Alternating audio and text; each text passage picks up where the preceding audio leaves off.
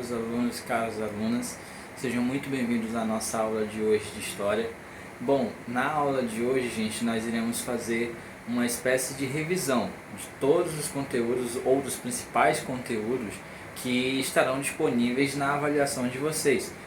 Logo mais nós já estaremos fazendo a nossa avaliação bimestral e nós iremos fazer na aula de hoje um apanhado dos principais conteúdos que estarão na avaliação de vocês, como uma ferramenta para relembrar alguns conteúdos que vocês porventura tenham esquecido, ou tentar entender alguns conteúdos que vocês possam ter dúvidas sobre o que significa, o que aconteceu, algum evento histórico que aconteceu, ok? Então peguem o caderno de vocês, peguem o livro de atividades, o livro didático, porque nós iremos utilizar todos eles, ok? Sejam muito bem-vindos então à nossa aula de revisão da disciplina de História. Olá, gente, bom dia a todos. Nós vamos hoje, na aula de hoje, dar início a uma revisão básica de tudo aquilo que nós já vimos nas aulas passadas. E essa revisão ela tem como objetivo preparar vocês, relembrar alguns conteúdos que porventura vocês já não lembrem mais para a nossa avaliação. Como vocês já devem estar cientes, a nossa avaliação já vai acontecer em alguns momentos, em alguns dias a nossa avaliação já vai estar próxima. E a nossa ideia aqui é ajudar vocês a relembrar de alguns conteúdos importantes que vão auxiliar vocês a responder as questões, seja elas objetivas ou dissertativas, de uma forma bem simples, trazendo alguns conteúdos que vimos lá no começo, com alguns conteúdos que já vimos de forma mais recente, para ajudar vocês a se saírem bem na avaliação bimestral da nossa. Antes de mais nada, gente, aqui estão os conteúdos que vão estar nas avaliações de vocês, ok? Esses conteúdos também vão estar presentes nos comunicados que irão ser passados pela escola para cada um de vocês, no conteúdo que irá para a avaliação. E basicamente é isso, gente.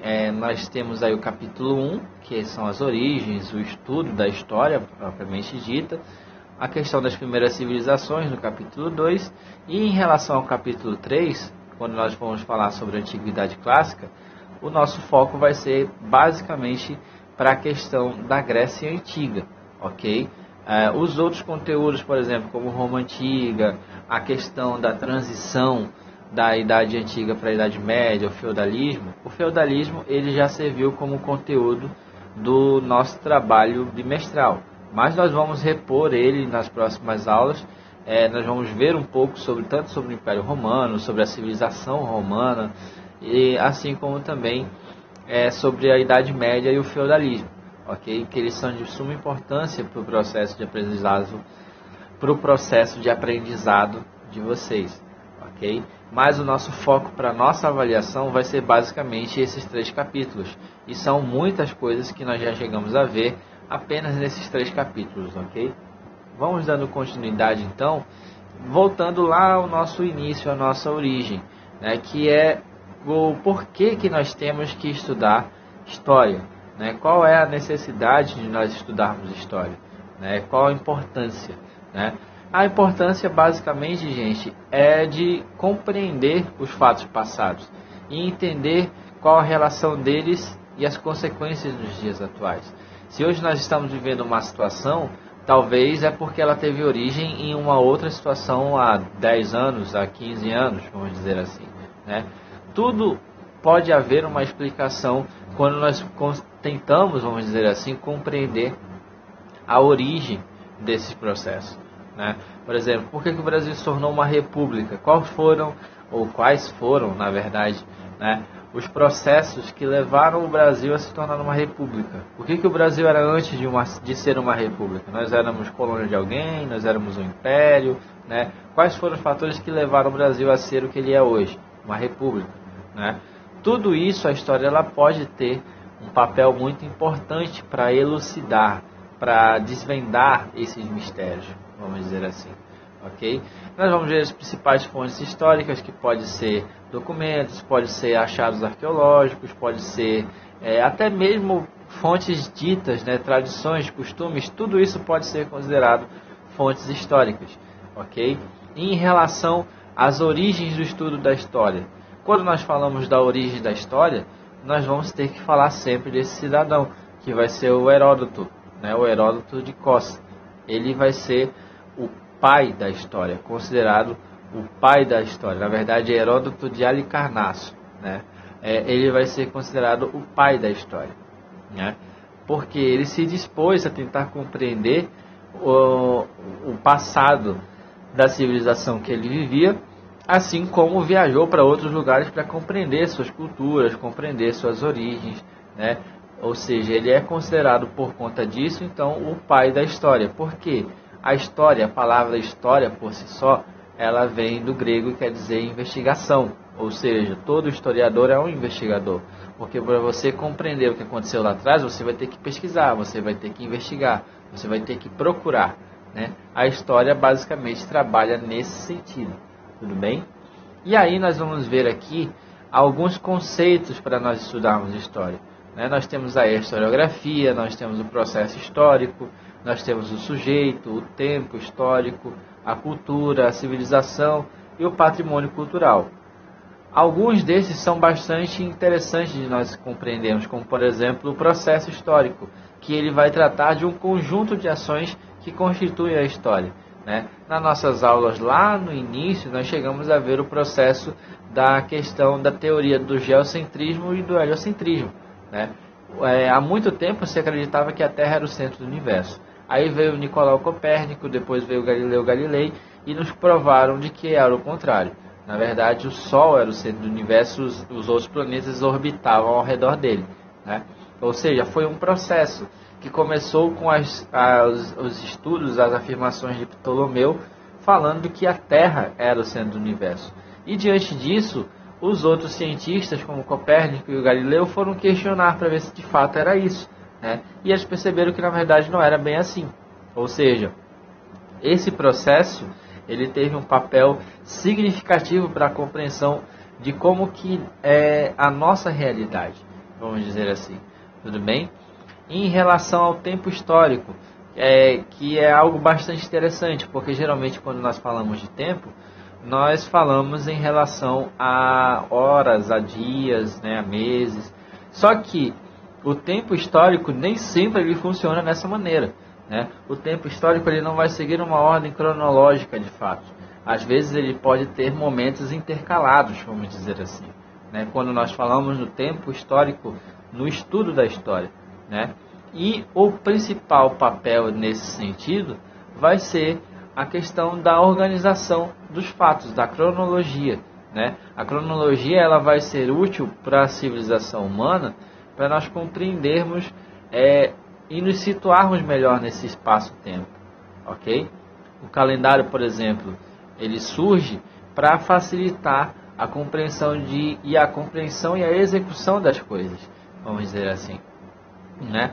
Nós chegamos a ver nas aulas passadas, quando nós falamos sobre o tempo histórico, de que nem sempre o calendário ele é uniforme, né? Por mais que hoje nós vivamos numa sociedade bastante organizada, bastante globalizada, interativa, mas ainda assim existem algumas exceções quando nós falamos de calendários. Por exemplo, existe o calendário lunar chinês, existe o calendário árabe, existe o calendário judaico, né? Todos eles têm características diferentes e têm explicações diferentes para eles existirem, né? Por exemplo, o calendário islâmico, o calendário árabe, ele começa com um evento histórico, né? Ele começa com um evento histórico que é a Hégira, que é a fuga de Maomé da cidade de Meca para a cidade de Medina, né? Esse fato vai dar origem ao calendário islâmico, vamos dizer assim. Por exemplo, o calendário judeu, né? O calendário tradicional judeu, vamos dizer assim, ele vai ter origem na criação, a criação que é relatada na Bíblia. É por isso que os judeus, eles comemoram 5.000 e alguns tantos anos, vamos dizer assim, é o tempo deles, né? O calendário chinês, que vai ter origem lá no zodíaco, né? O ano do cachorro. Esse ano, se eu não me engano, esse ano é o ano do boi, né? Para o calendário chinês, para o ano novo chinês. ok? E assim vai, temos a cultura, temos a civilização, o patrimônio, o sujeito histórico também é muito interessante, porque nem sempre um grande famoso, por exemplo, como nós temos aqui o Getúlio Vargas, não necessariamente só um famoso como Getúlio Vargas pode ser um sujeito histórico. Eu posso ser um sujeito histórico, você pode ser um sujeito histórico, ok? Depende muito do contexto que você vai estar enquadrado, ok? Em relação a esses conceitos, basicamente são isso, ok? E aí nós vamos adentrar na questão das primeiras atividades humanas, né?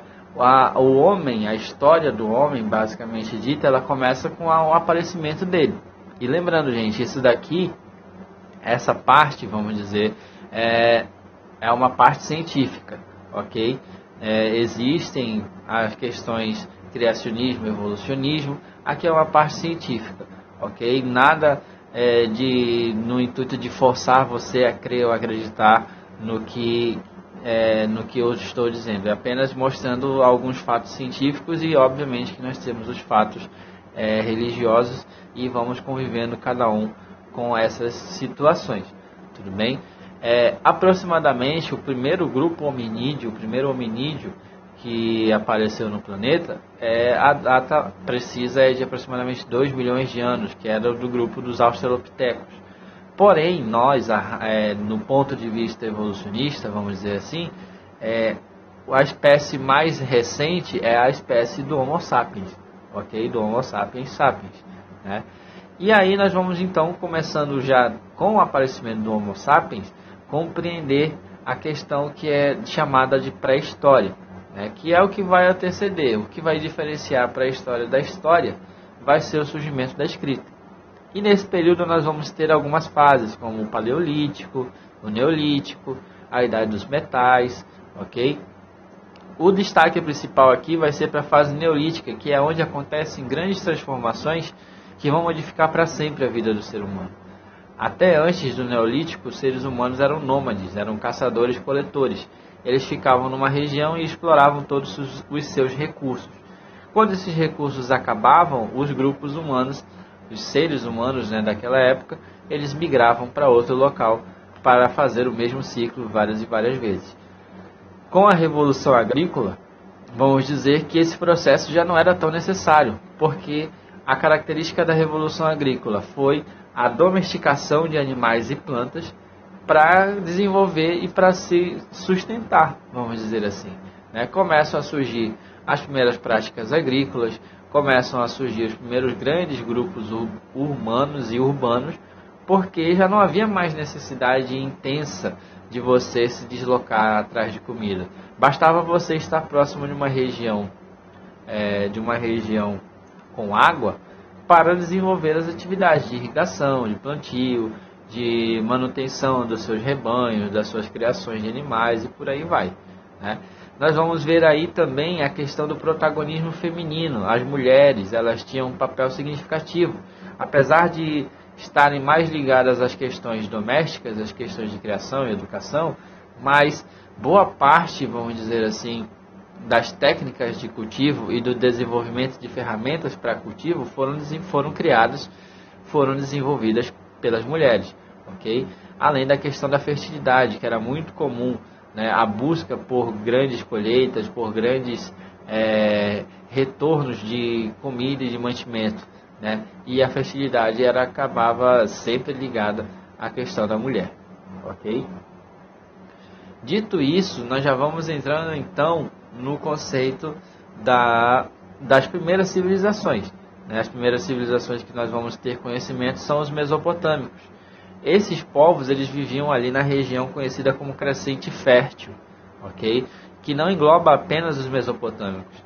Ela engloba outras civilizações, como os egípcios, como os fenícios, os hebreus, né? Todas essas populações viviam nessa região do Crescente Fértil, que era uma área ligada a alguns cursos de água, como, por exemplo, o Rio Nilo, o Rio Tigre, o Eufrates, o Rio Jordão, entre outros, ok? E assim, quando nós falamos de Mesopotâmia, a palavra-chave é o nome, vamos dizer assim, Mesopotâmia. Mesopotâmia vem do grego, que significa terra entre rios, né? As civilizações que ali viveram, elas foram muito dependentes e basicamente sua economia se voltava para o desenvolvimento agrícola que os rios Tigre e Eufrates proporcionavam para essas populações. E assim, desde o século XIX a.C. até meados do século V, vários povos ocuparam aquela região e disputaram o controle daquela região. Ok? Nós vamos ter aí, por exemplo, os sumérios, os babilônicos, nós vamos ter os assírios, os acádios e, por fim, nós vamos ter os caldeus ou neobabilônicos. Cada um ocupou aquela região, cada um teve uma contribuição significativa para o desenvolvimento daquela região e para o aprimoramento da cultura mesopotâmica. Ok? Nós vamos ter ali a organização da religião e da sociedade. Na Mesopotâmia nós tínhamos a classe real e nós tínhamos ali as populações dos artesãos, os baixos comerciantes e os escravos propriamente dito, né? Boa parte deles ou eram escravos de cativos de guerra, que vieram prisioneiros de combate, ou escravos por dívida, né? Havia a questão da escravidão, da servidão por dívida, né? Que era muito comum. A pessoa não tinha condições de pagar e ela acabava se tornando escrava. E como que se dava a religião e a influência da religião na questão da vida dos mesopotâmicos? Os mesopotâmicos, eles tinham várias divindades e eles acreditavam que o seu rei, né, o rei dos acádios, dos assírios, de qualquer povo mesopotâmico, ele era um representante dessas divindades, né? Todas as ações dele, do rei, eram pautadas pela vontade dos deuses, ok? Era muito comum isso. Nós vamos ver esse conceito chamado de teocracia em boa parte das civilizações do Antigo Oriente, né? Nos egípcios, nos persas, entre outros. Nós sempre vamos ver essa questão do rei ser um representante dos deuses, né? E assim, quais seriam as principais contribuições dos mesopotâmicos para o mundo moderno, vamos dizer assim? Temos aí os destaques aqui na imagem. Temos a arquitetura com destaque para os zigurates, que eram templos religiosos e observatórios das estrelas, vamos dizer assim. Nós vamos ter a escrita cuneiforme, que é a primeira forma de escrita conhecida, né, aonde era muito utilizada para contagens econômicas e para contagens de decretos, vamos dizer assim. E nós vamos ter principalmente a questão do Código de Hammurabi, que é um compilado de leis que foi recebida, né, foi desenvolvida pelo rei babilônico Hammurabi, que se baseia no princípio da retaliação, ou no princípio do talião. Se você fez alguma coisa contra alguém, esse alguém, se caso vivo estiver, tem o direito de fazer a mesma coisa com você. É o famoso olho por olho e dente por dente. Ok? Outras influências, nós vamos dizer, em questão à astrologia, em questão à matemática, né? O zodíaco, os signos do zodíaco, eles têm muita influência da cultura e da astrologia mesopotâmica, ok? Dando continuidade aqui, nós já vimos essencialmente sobre a Mesopotâmia. Nós vamos ver aqui agora sobre o Antigo Egito, que também foi uma civilização que teve um papel muito significativo na nossa história.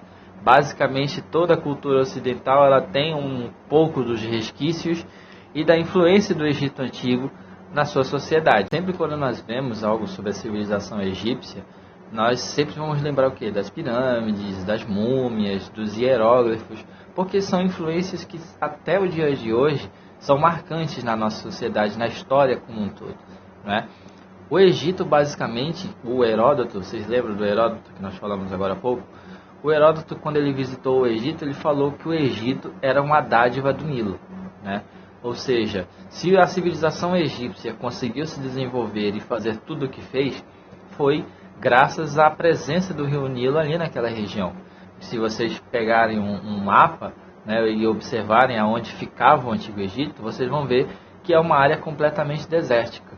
A única exceção vai ser a presença ali do rio Nilo, né, que foi essencial, importantíssima, vamos dizer, nesse contexto, para o desenvolvimento da agricultura, né, desenvolvimento da agricultura, da produção alimentícia ali, que foi muito importante para a estrutura da sociedade egípcia, né? O Egito ele foi um dos países que mais, das civilizações, que mais exerceram a questão da teocracia.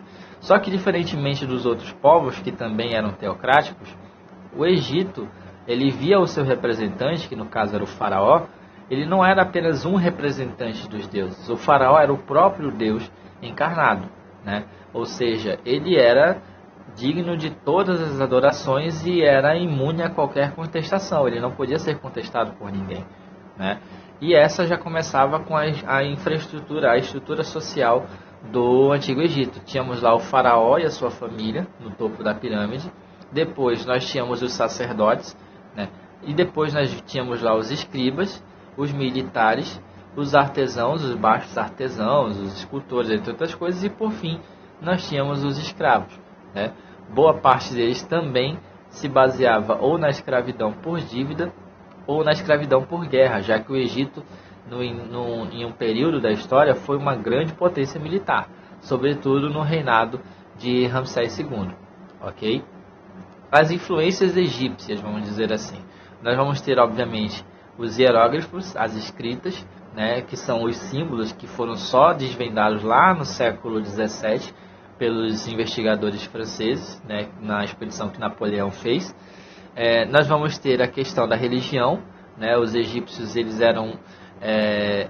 tinham a religião deles na questão do antroposomorfismo. Aí você fala, professor, o senhor esculhambou a gente agora?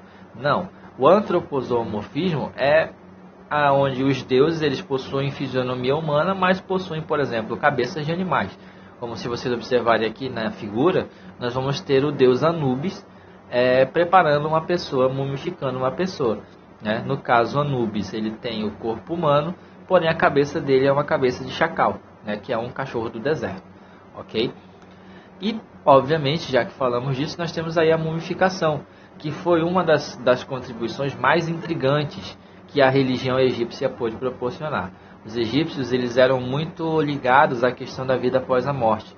Eles acreditavam que haveriam várias coisas por fazer depois, né, no além-vida. E, por um acaso, eles poderiam voltar para os seus corpos, se fossem dignos disso.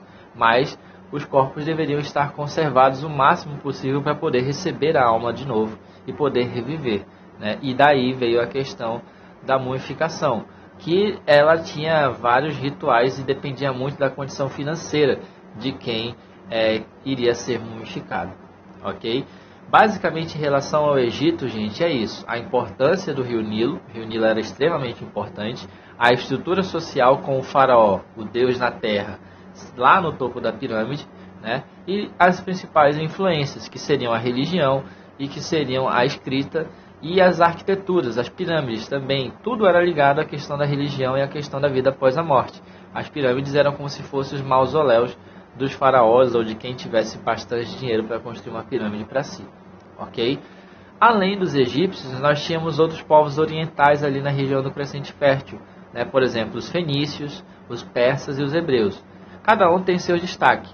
Por exemplo, os fenícios foram as civilizações que se destacaram pela navegação, eram excelentes navegadores, e pela construção de um alfabeto que auxiliou no alfabeto grego, vamos dizer assim, no nosso alfabeto que nós conhecemos, né? Eles foram os primeiros a desenvolver esse sistema mais simples, né? Bem mais simples que a escrita cuneiforme e a escrita hieróglifa que tinha no Egito e na Mesopotâmia.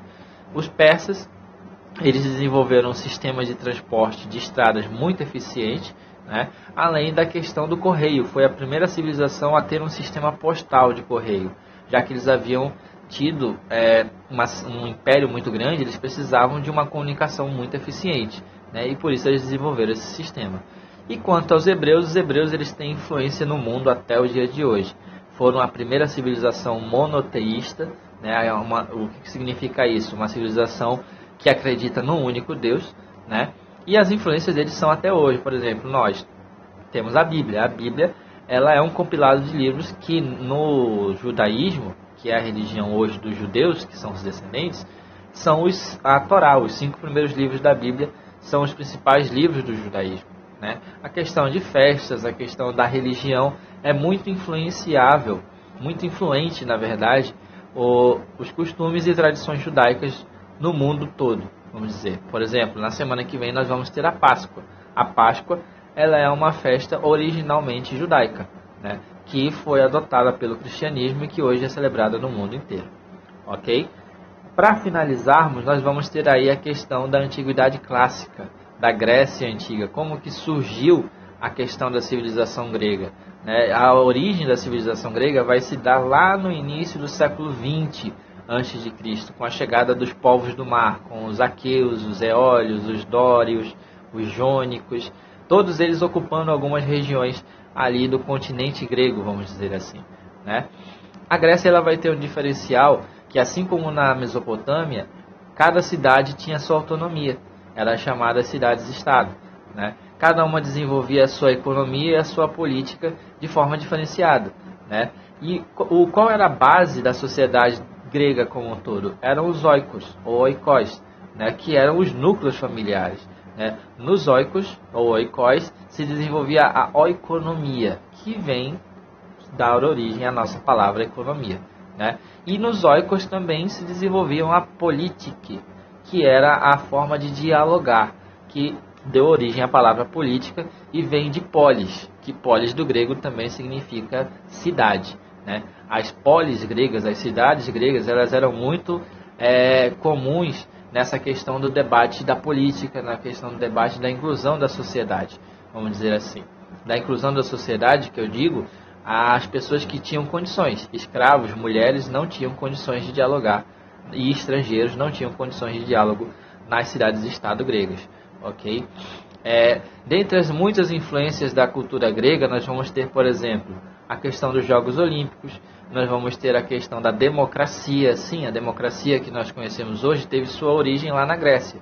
Não era tão inclusiva como a democracia que nós temos, mas já era um avanço numa época em que os governantes se achavam divindades, né? A população poderia escolher seus governantes naquela época. Era uma população reduzida, sim, porque somente os nascidos e ricos poderiam escolher, mas de todo modo já era uma forma de escolha abrangente, né?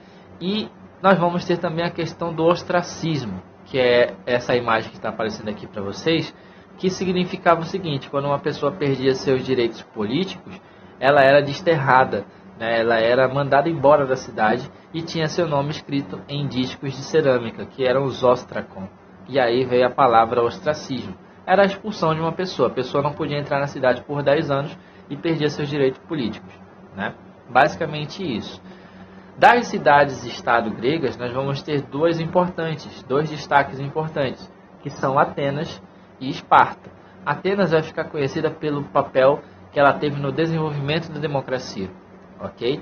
E a sociedade ateniense, ela se organizava da seguinte maneira: nós tínhamos lá os eupátridas, que eram os atenienses de elite, vamos dizer assim, os nascidos, bem nascidos, os demiurgos, que eram nascidos atenienses, porém não tinham tanta influência, os metecos, que eram estrangeiros, baixos artesãos, pessoas que não tinham tanta instrução, né, e que por isso não tinham direito a ser votados, a serem ouvidos, e os escravos, que eram ou por dívida ou prisioneiros de guerra, ok? A sociedade, basicamente, as decisões eram todas tomadas pelos eupátridas, que eram as pessoas bem-nascidas, ok? Em compensação, em contrapartida, na verdade, a Atenas, Esparta era uma cidade que era totalmente aristocrata. Tinha lá suas oligarquias, os grupos dominantes, e era uma cidade altamente militarizada. Todos vocês, ou pelo menos a maioria de vocês, já devem ter assistido os 300, o filme dos 300 de Esparta.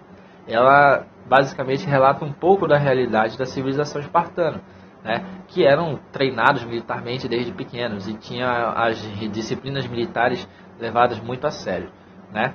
Como que se dava a organização social dos espartanos, né? Tinha lá 3 grupos básicos: os espartanos, né, os periecos e os ilotas. Os ilotas eram os servos e escravos. Os periecos eram os estrangeiros que não tinham nenhum direito, vamos dizer assim, nas decisões da Assembleia dos Espartanos, enquanto que os espartanos, né, com E maiúsculo, eram os bem-nascidos da cidade, eram os grandes chefes militares e as grandes lideranças políticas, ok?